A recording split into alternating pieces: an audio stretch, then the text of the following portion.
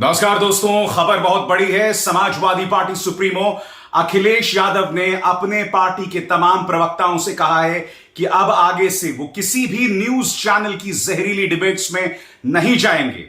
मगर उससे भी बड़ी खबर, मुसलमानों की एक बहुत बड़ी इकाई, उनसे जुड़ी एक बहुत बड़ी संस्था all India Muslim personal law board ने बाकायदा लंबा चौड़ा फरमान जारी किया है कि इसके बाद कोई भी उलेमा, कोई भी मुसलमान जो है वो टीवी डिबेट्स में भाग ना ले।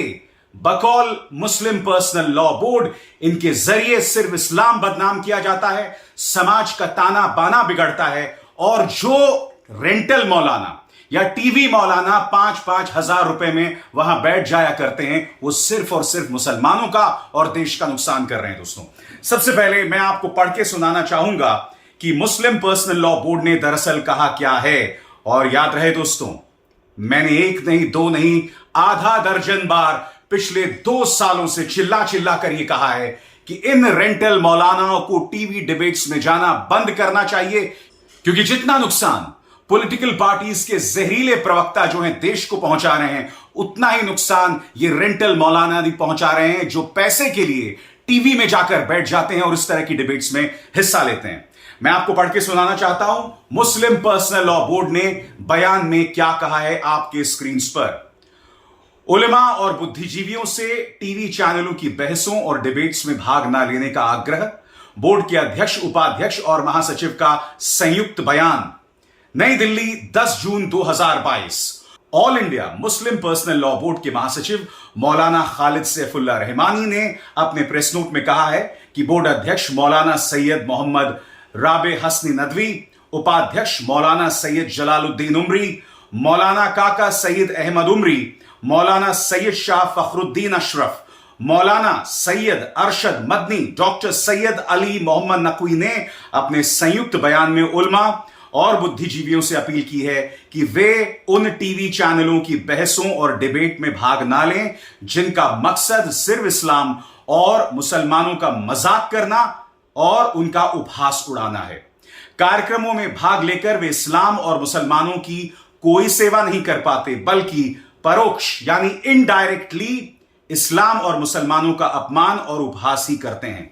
इन कार्यक्रमों का मकसद रचनात्मक चर्चा के माध्यम से किसी निष्कर्ष पर पहुंचना नहीं है, बल्कि इस्लाम और मुसलमानों का मजाक करना है, उन्हें बदनाम करना है। अब इसके आगे देखिए वो क्या कह रहे हैं, इस पर बहुत गौर करना पड़ेगा। ये चैनल्स अपनी निष्पक्षता, अपनी तटस्थता साबित करने के लिए एक मुस्लिम चेहरे को भी बहस में शामिल करना चाहते हैं।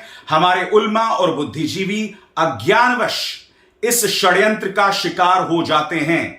अगर हम इन कार्यक्रमों और चैनलों का बहिष्कार करते हैं तो इससे न केवल उनकी टीआरपी कम होगी, बल्कि वे अपने उद्देश्यों में पूरी तरह से नाकाम साबित होंगे। दोस्तों, मैं आपको बतलाना चाहूंगा कि गोदी मीडिया न्यूज चैनल्स की सही मायने में पोल खोल आज से 2 साल पहले शुरू हुई थी, जब किसान जो है वो आंदोलन कर रहा था। जितनी बुरी तरह से कमर किसान आंदोलन ने इस गोदी मीडिया की तोड़ी है, किसी ने नहीं तोड़ी है दोस्तों। और आज वक्त आ गया है कि तमाम पॉलिटिकल पार्टीज, तमाम मुस्लिम धर्मगुरु, तमाम टीवी रेंटल मौलाना जो हैं वो टीवी न्यूज डिबेट्स में जाना बंद करें। आगे जाकर मैं आपको बतलाने वाला हूं कि मैंने अपने मंच पर आखिर क्या कहा है। मगर दूसरी बड़ी खबर आ रही है, अखिलेश यादव ने फरमान जारी किया है और आपको समझना पड़ेगा अखिलेश यादव ने फरमान क्यों जारी किया है।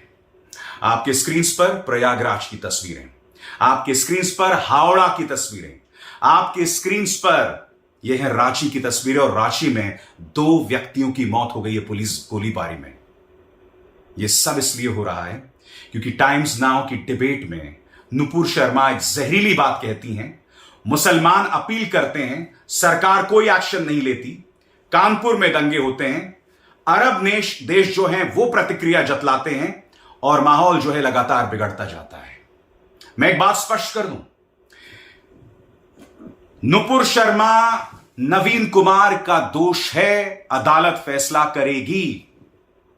मगर जो लोग नमाज के बाद सड़क पर उतरकर दंगे कर रहे हैं, पत्थरबाजी कर रहे हैं, वो सरासर गलत हैं। यह किसी भी सूरत में जायज नहीं ठहराया जा सकता। ना आप धर्म का सम्मान कर रहे हैं, ना आप समुदाय का सम्मान कर रहे हैं। आप धर्म को बदनाम कर रहे हैं, समुदाय को बदनाम कर रहे हैं और आम मुसलमान के लिए न जाने कितनी मुश्किलात पैदा कर रहे हैं। आज अखिलेश यादव ने अपील की है। मैं जानना चाहता हूं कांग्रेस क्यों पीछे हटी है? क्या सोच रहे हैं राहुल गांधी? क्या सोच रही हैं प्रियंका गांधी? क्या सोच रहे हैं तेजस्वी यादव? तमाम जो बड़ी बड़ी पार्टियां वो क्या सोच रही हैं? क्यों वो इन डिबेट्स में जाना चाहते हैं? अखिलेश यादव क्या कह रहे हैं आपके स्क्रीन पर? पैगंबर मोहम्मद के खिलाफ नुपुर शर्मा की कथित विवादित टिप्पणी के बाद शुक्रवार को देश भर में जमकर प्रदर्शन हुए। वहीं समाजवादी पार्टी के अध्यक्ष ने अपने सभी प्रवक्ताओं के डिबेट में शामिल होने पर रोक लगा दी है। समाजवादी पार्टी के सभी मीडिया पैनलिस्ट और प्रवक्ताओं को सख्त निर्देश दिए गए हैं कि वे प्रदेश और देश भर में शुरू हुए विरोध प्रदर्शनों को लेकर होने वाली डिबेट में न भाग लें और कोई बयान जारी न किया जाए। मैं आपसे एक सवाल पूछना चाहता हूं दोस्तों, कई जगह पर टकराव हो रहा है, नमाज के बाद नमाजी सड़क पर उतर आए, इस पर डिबेट की क्या बात है मैं समझना चाहता हूं। इसे न्यूज चैनल को एक खबर की तरह जिम्मेदारी से कवर करना चाहिए, तथ्य आपके सामने लाने चाहिए, जैसा कि मैंने अपने मंच पर कल आपके सामने इस रिपोर्ट के जरिए पेश किए थे। उन तथ्यों के अलावा कुछ करने की जरूरत नहीं है। जब आप डिबेट करते हैं, जब आप भीड़ बिठा देते हैं, जब आप मंच को खांचों में बांट देते हैं, जब आप स्क्रीन को खांचों में बांट देते हैं, तब आप समाज के अंदर जहर बोते हैं और इसके अलावा कुछ नहीं करते। मैंने आज से 2 साल पहले एक अन्य मंच पर कहा था कि इन टीवी मौलानाओं को भाग नहीं लेना चाहिए और अब इन टीवी मौलानाओं को 5-5 हजार रुपए में अपना ईमान और अपने समुदाय को बदनाम करने की सुपारी नहीं लेनी चाहिए। और फिर अब से कुछ ही दिनों पहले मैंने कार्यक्रम किया था जिसमें मैंने आपसे कहा था, फिर से सुनते हैं वो शो। मैं आपसे पूछना चाहता हूं, 5-5 हजार रुपए प्रति घंटा पर बैठने वाले रेंटल मौलानाओं, सो कॉल्ड इस्लामिक धर्म गुरु आखिर कब न्यूज चैनल्स की डिबेट को बॉयकॉट करेंगे? जी हां, आपने अक्सर देखा होगा दोस्तों, डिबेट के अंदर कुछ मुसलमान बैठ जाते हैं जो ये दावा करते हैं कि वो मुस्लिम धर्मगुरु हैं और वो डिबेट के अंदर कई बार अनाप शनाप बातें करते हैं।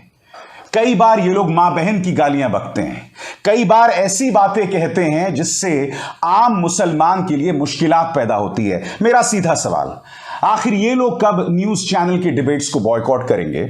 आखिर इनकी ऐसी क्या मजबूरी है कि इन तमाम न्यूज चैनल्स में जाते हैं डिबेट्स अटेंड करने? क्या तुम्हारी हालत इतनी खराब है कि वो 5,000 रुपए प्रति घंटा कमाए बगैर तुम्हारी रोजी रोटी नहीं चल सकती? क्या तुम इस बात को समझते हो कि जो 5,000 रुपए प्रति घंटा तुम कमाते हो, दैट इज ब्लड मनी? खून का पैसा है, नाजायज खून का पैसा है। क्यों? क्योंकि ये तमाम न्यूज चैनल्स जो हैं, जब ये डिबेट करते हैं तो समाज के अंदर नफरत फैलाते हैं, समाज के अंदर दंगे का माहौल पैदा करते हैं।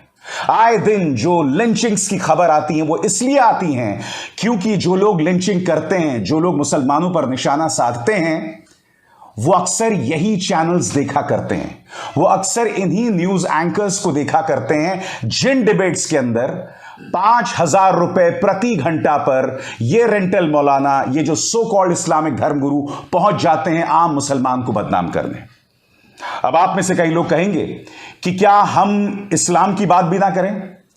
ये जो सो कॉल्ड धर्मगुरु हैं, ये मुझे ये कह सकते हैं कि क्या हम अपना पक्ष भी ना रखें? जी नहीं, आप गलत हैं।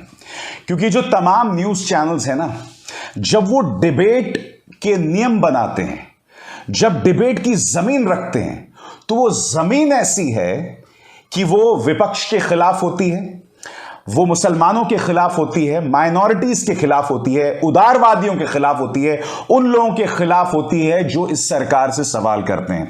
वो सिर्फ एक पार्टी के पक्ष में होती है, वो है भारतीय जनता पार्टी। इन डिबेट्स के नियम ही ऐसे बनाए जाते हैं। अब आप मुझे बताइए, इनमें से अगर ये रेंटल मौलाना वहां पहुंच जाएं, अपनी बात जो मर्जी रखें, उससे किसी मुसलमान का फायदा नहीं होने वाला है दोस्तों। और हकीकत यह है, ये लोग इसलिए जाते हैं क्योंकि इसके बदले में इन्हें पैसे मिलते हैं।